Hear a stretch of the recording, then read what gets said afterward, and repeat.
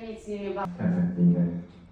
Бірлік қандай еңбек болады, қайсы тату болады, білмейді. Қазақ ойлайды, бірлік ат орда, ас орда, киім орда, дәулет орда болса екен дейді. Өзіміз бұл қара сөзді қалай ойлаймыз, өз ойларында топшылап, жазып, ауызша айтып берілгеніміз. Тапсырма сондай. Ары қалай бұл қара сөзде не айтпақ, идеясы неде?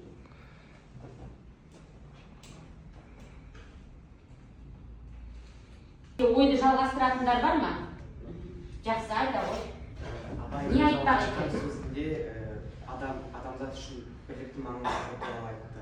Бірлік ол жай зат емес, оны ақшамен ала алмайсың. Сен оны біріншіден өз дүниеден ойындағы іс-әрекетпен танып бересіз. Өте жақсы. Сөздеріне тағы да ой бар ма қосатын? Жақсы. Арасалды тілі деген сөздерді қылатын болса, тіршілік ету ол тың өлтірілігі деп танылады. Яғни атамыз адам тірі ғана болса, бұл тіршілік ете алмайды.